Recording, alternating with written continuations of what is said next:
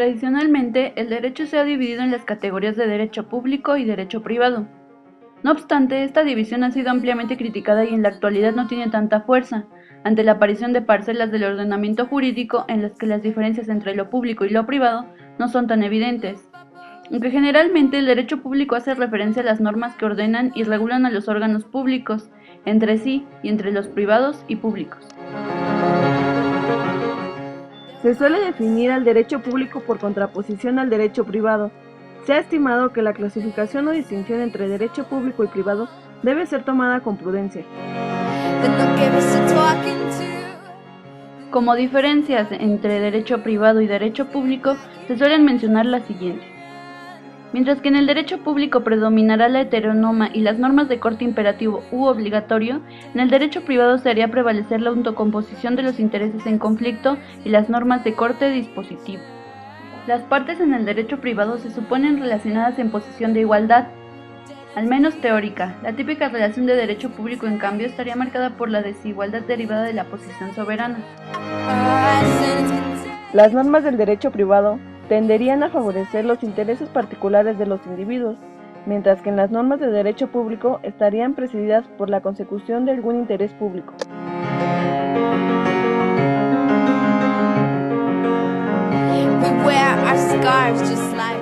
La distinción entre derecho público y privado consta ya en el Digesto, donde Ulpiano manifestó que el derecho público es aquel referido a la cosa pública de Roma y que el derecho privado es dictado en interés de los particulares. Esta distinción, llamada teoría del interés, basa la diferencia en que el interés protegido por el derecho público es el estatal y del derecho privado es el de los ciudadanos. La separación del derecho público y el derecho privado hecha por Ulpiano no debe considerarse como la creación de dos esferas jurídicas contradictorias, sino más bien como un conjunto de normas donde en ocasiones el Estado protege los intereses particulares, pues esa protección es de interés público, y en otras, los particulares cumplen esas normas porque tienen un interés individual. La oposición entre el bien común representado por el Estado y la autonomía de la voluntad de los particulares es la que hasta la actualidad marca la diferencia teórica entre derecho público y derecho privado.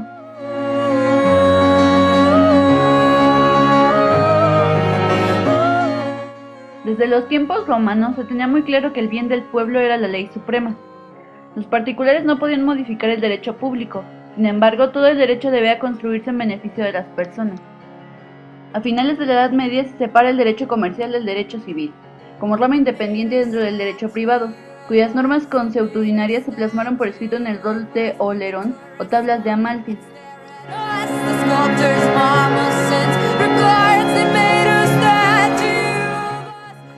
La Ilustración del siglo XVIII inició un proceso codificador que dividió las competencias del derecho público y privado, mientras en el derecho civil continuaba perdiéndose materias, naciendo en el siglo XIX el derecho del trabajo, luego del reconocimiento obtenido por los obreros de sus derechos tan lesionados en la Revolución Industrial. En el siglo XIX, el jurista Rudolf von Gehring propuso otro modo de distinguir el derecho público del privado, y de otra rama a la que llamó derecho colectivo. El derecho público, según este autor, se ocupa de la propiedad pública o estatal. El derecho colectivo tiene como titular el derecho de la propiedad a toda ciudadanía, y el derecho privado regula las propiedades de los particulares.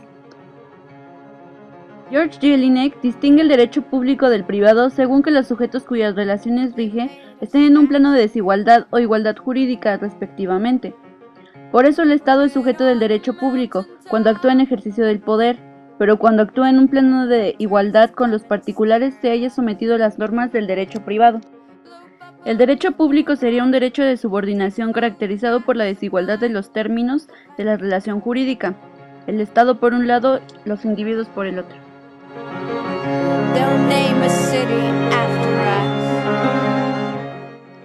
Al contrario, el derecho privado sería un derecho de coordinación, en el cual los sujetos están ubicados en un pie de igualdad.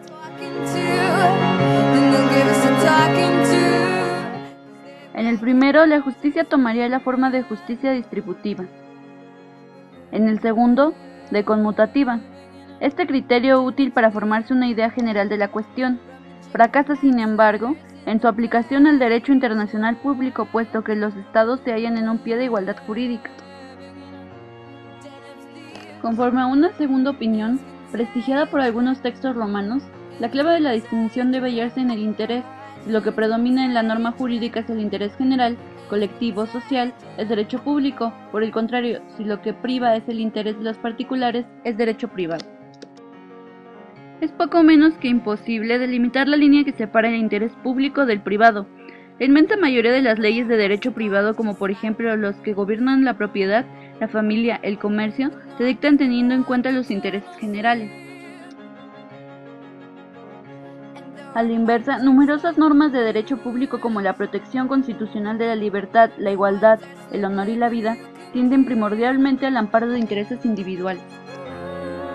Debe fincarse la distinción en el sujeto de la relación. Si interviene el Estado como poder público, estamos en presencia de una norma de derecho público. Si intervienen solo los particulares o el Estado en su carácter de simple persona jurídica, se trata de derecho privado. Algunas veces, el Estado delega sus atribuciones en los particulares, como ocurre con frecuencia con ciertos servicios públicos. Tales actividades están relegadas por el derecho público. Por el contrario, a veces el Estado actúa como simple particular, por ejemplo, cuando alquila una casa, ya sea como propietario o locatario. En tal caso, la relación que se establece es de derecho privado. Al aceptar este criterio de distinción, no desdeñamos enteramente los anteriores. Es indudable que la coincidencia con ellos contribuye a tipificar más rigurosamente el carácter público o privado de una relación jurídica. Están estrechamente ligados. La violación de derechos privados trae como consecuencia la aplicación de normas de derecho público, y todas las acciones civiles tienden a poner al servicio del actor la fuerza pública del Estado para asegurarle el goce de sus derechos. Es que en realidad el derecho es uno, el edificio jurídico es único y coronado por la Constitución Nacional. Este es el elemento aglutinante y, por decir así, la base sobre la que reposa todo el ordenamiento legal.